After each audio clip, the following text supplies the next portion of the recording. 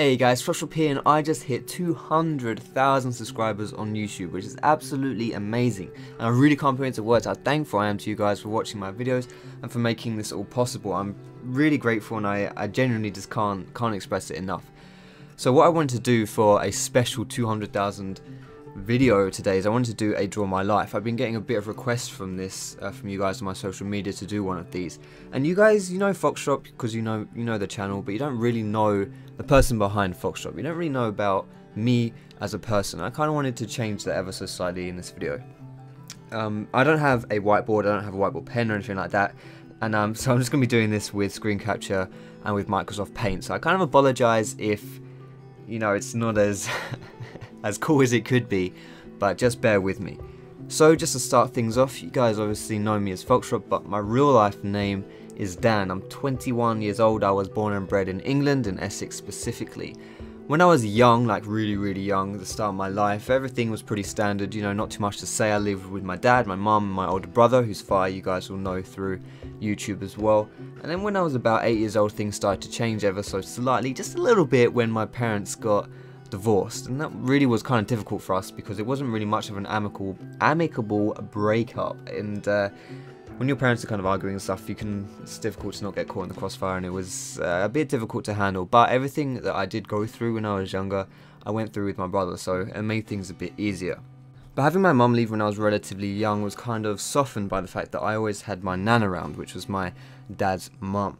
And she was really lovely. She was the most benevolent person you would ever meet, and anything that we needed from a mum, we always got from my nan. Like, she would be there to babysit us, she would visit school productions, she would pick us up from places, she'd ferry us around, maybe cook us meals every now and then.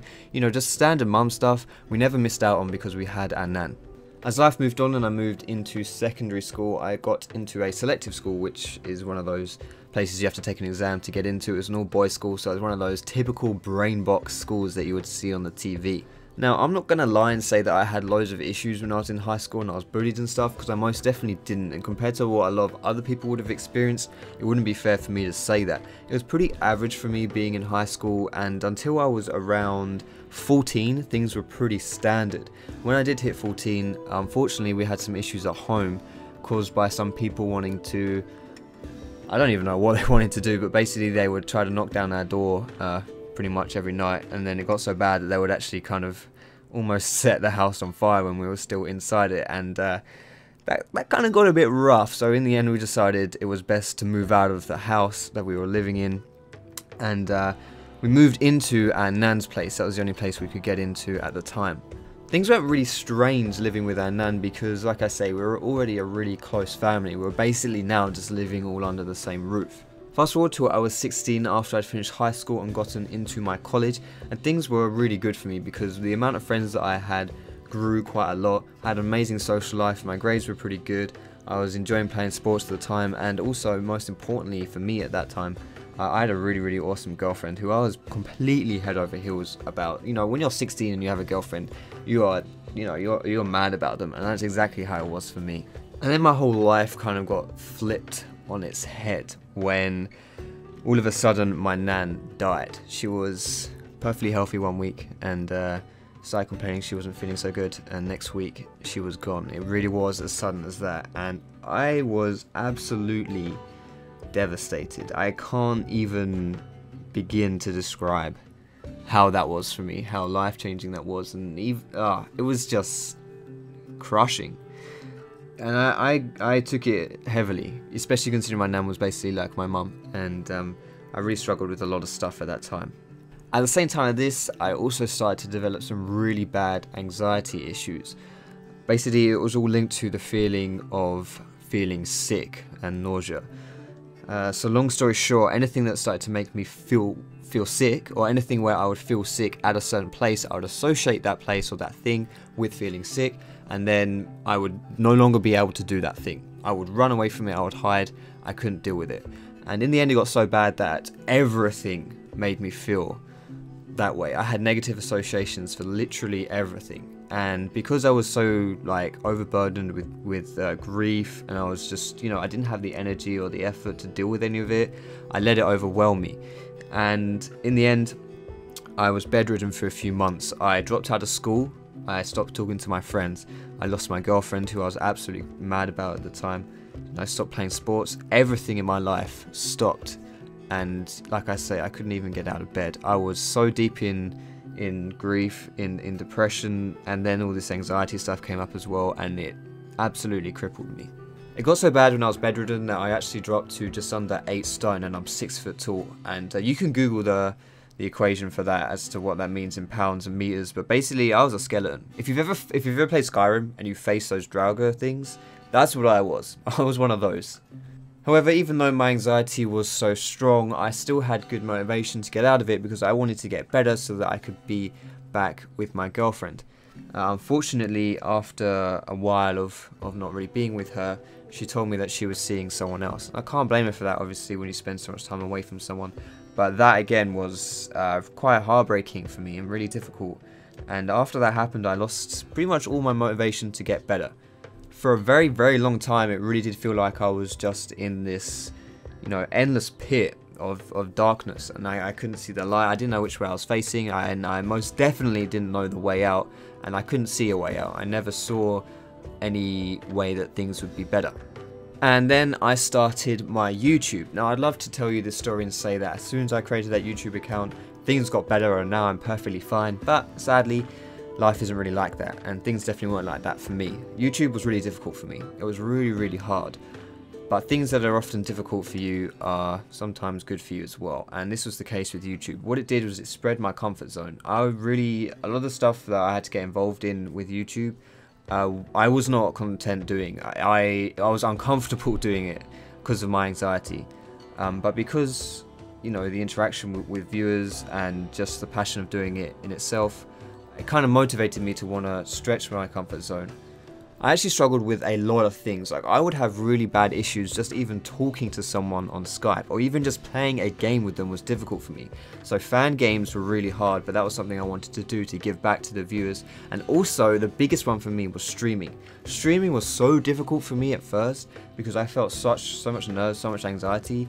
I dreaded it. When it was going through, I felt like crap, and it was, really, I'm not gonna lie, it didn't feel worth it to me. It was so horrible. Such a horrible experience that I didn't want to do it. But I kept doing it because I, appreciated that people who are watching got stuff out of it. So I wanted to put myself through it to reward them, I suppose, for being loyal as viewers.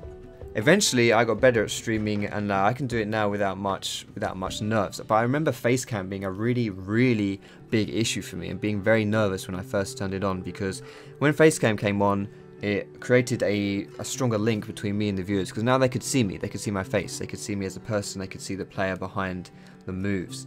And also it meant that if I ever struggled and I needed to bail and get out of it, I was in plain sight. They could see me, so I couldn't just hide, because there was nowhere to hide. And removing that safety net also removed or stretched my comfort zone even further. So YouTube kind of made me gain gradual progress, which was good. And then I started making some more friends online, stopped hiding as much, and they kind of helped me quite a lot as well.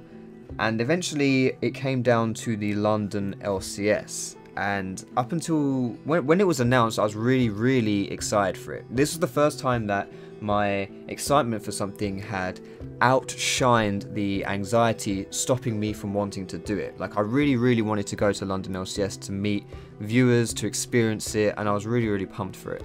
And this is all despite the fact that I'd barely left the house in like 4 years. Yeah, I was willing to travel 2 hours on the train up to London, go to the London LCS, and 2 hours back on the train as well. But I was still really nervous about leaving the house. It didn't seem to make much sense that I was so up for doing something which was so far away.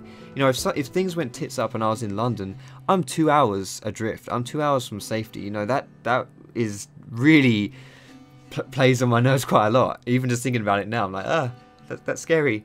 But, even just leaving the house was too much for me. It didn't make too much sense. But it was good. The passion from what I'd gained from doing my YouTube, from playing League, and most importantly, from you guys that I wanted to meet, it pushed me through all that stuff. I'd been feeling pretty good in the days leading up to the event, but on the day itself, I was feeling really rough. Like, I was really, really nervous. I felt really sick, and I was really hungry as well, and I knew I needed to eat something, or I wouldn't last like 20 minutes out from leaving the house. So I managed to wolf down like 2 mouthfuls of food without throwing up. And then I didn't even think I would leave the house because I was like, nah, I need to eat more than this. But I just said, screw it, I'm just gonna go for it. So I went for it, and long story short, I got to the LCS. I don't know how, but I got there, and it was amazing. I was still feeling really nervous, and I felt quite sick, and I was really hungry. So I didn't manage to stay there for very long. I stayed there for maybe 2 or 3 hours, and but the time I was there was absolutely surreal and mind-blowing. I met so many of you guys, and just took pictures with everyone, and it was so humbling to be in the presence of you guys, and to just realize how much my work was appreciated by others, how much it meant to others, without sounding big-headed or anything like that. I had really struggled to find purpose and worth in myself, because I just felt, I can't do anything. I'm crippled by this stuff, I'm quite ashamed of it, and I feel useless. But YouTube made me feel less useless. You guys made me feel less useless, because I felt important. And also even in just my day-to-day life, YouTube bringing in a bit of money, I could give some to my dad, so now I felt like less of a bum when I'm a 21-year-old still living with his dad. So I could give him some money, and I felt less like a parasite. After the Saturday of the LCS, I was pretty worn out, and on the Sunday I was absolutely exhausted, and I decided I wouldn't be able to make another trip up there. I would probably be stretching myself too thin.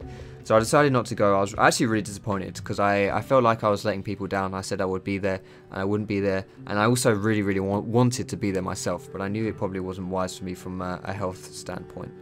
And that kind of leads us to where I am right now. I mean, I wish I could say that I could end the video on a really high note and say everything's great, I'm cured, everything's perfect, but that's not really the case. I still feel quite burdened by my anxiety, and a little bit struggling still as well, but I also feel like I've taken a huge step in the right direction, and all this opportunity that I was afforded to meet you guys and to experience the LCS was absolutely huge for me.